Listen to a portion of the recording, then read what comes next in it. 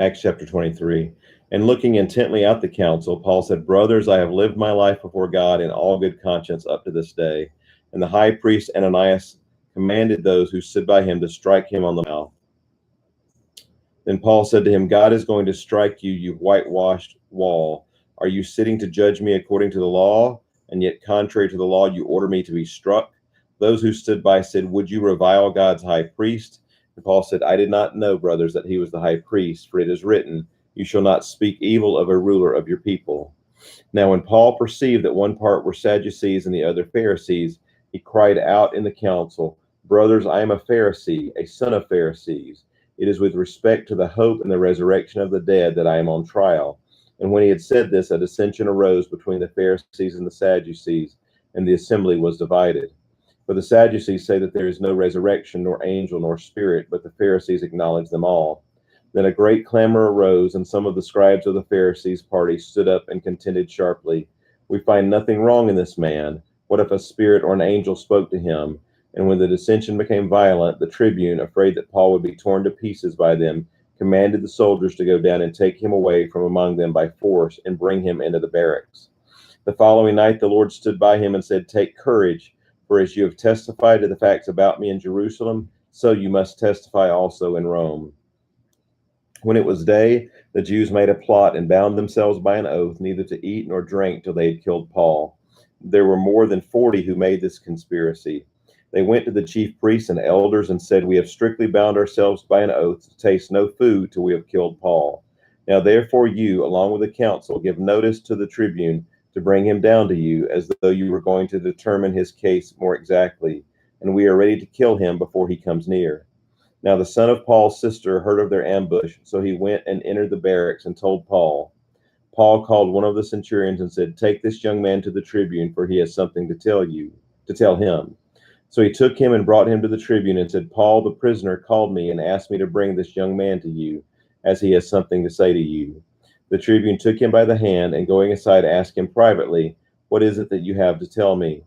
And he said, The Jews have agreed to ask you to bring Paul down to the council tomorrow, as though they were going to inquire somewhat more closely about him. But do not be persuaded by them, for more than 40 of their men are lying in ambush for him, who have bound themselves by an oath neither to eat nor drink till they have killed him. And now they are ready, waiting for your consent. So the tribune dismissed the young man, charging him, Tell no one that you have informed me of these things. Then he called 2 of the centurions and said, Get ready 200 soldiers with 70 horsemen and 200 spearmen to go as far as Caesarea at the 3rd hour of the night. Also provide mounts for Paul to ride and bring them safely to Felix the governor. And he wrote a letter to this effect. Claudius Lysias, to his excellency the governor Felix, greetings. This man was seized by the Jews and was about to be killed by them when I came upon them with the soldiers and rescued him, having learned that he was a Roman citizen. And desiring to know the charge for which they were accusing him, I brought him down to their council. I found that he was being accused about questions of their law, but charged with nothing deserving death or imprisonment.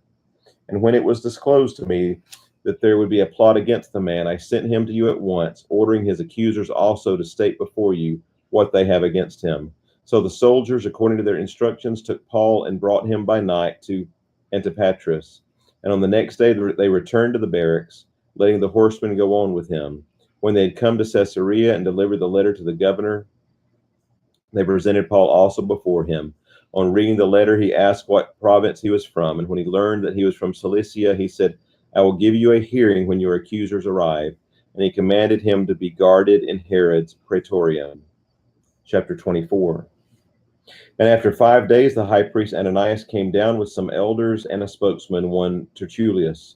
They laid before the governor their case against Paul, and when he had been summoned, Tertullus began to accuse him, saying, Since through you we enjoy much peace, and since by your foresight, most excellent Felix, reforms are being made for this nation, in every way and everywhere we accept this with all gratitude. But to detain you no further, I beg you in your kindness to hear us briefly, for we have found this man a plague, one who stirs up riots among all the Jews throughout the world, and is a ringleader of the sect of the Nazarenes. He even tried to profane the temple, but we seized him. By examining him yourself, you'll be able to find out from him about everything of which we accuse him. The Jews also joined in the charge, affirming that all these things were so. And when the governor had nodded to him to speak, Paul replied, knowing that for many years you have been a judge over this nation, I cheerfully make my defense. You can verify that it is not more than 12 days since I went up to worship in Jerusalem, and they did not find me disputing with anyone or stirring up a crowd, either in the temple or in the synagogues or in the city. Neither can they prove to you what this they now bring up against me. But this I confess to you, that according to the way which they call a sect, I worship the God of our fathers, believing in everything laid down by the law and written in the prophets, having a hope in God, which these men themselves accept, that there will be a resurrection of both the just and the unjust. So I always take pains to have a clear conscience toward both God and man. Now, after several years, I came to bring alms to my nation and to present offerings. While I was doing this, they found me purified in the temple without any crowd or tumult. But some Jews from Asia, they ought to be here before you and to make an accusation, should they have anything against me. Or else let these men themselves say what wrongdoing they found when I stood before the council. Other than this one thing that I cried out while standing among them, it is with respect to the resurrection of the dead that I am on trial before you this day. But Felix, having a rather accurate knowledge of the way, put them off, saying, when Lysias the tribune comes down, I will decide your case. Then he gave orders to the centurion that he should be kept in custody, but have some liberty, and that none of his friends should be prevented from attending to his needs. After some days, Felix came with his wife Drusilla, who was Jewish, and he sent for Paul and heard him speak about faith in Christ Jesus. And as he reasoned about righteousness and self-control and the coming judgment, Felix was alarmed and said, go away for the present. When I get an opportunity, I will summon you. At the same time, he hoped that money would be given him by Paul. So he sent for him often and conversed with him. When 2 years had elapsed, Felix was succeeded by Porcius Festus, and desiring to do the Jews a favor, Felix left Paul in prison. This concludes Acts chapter 24.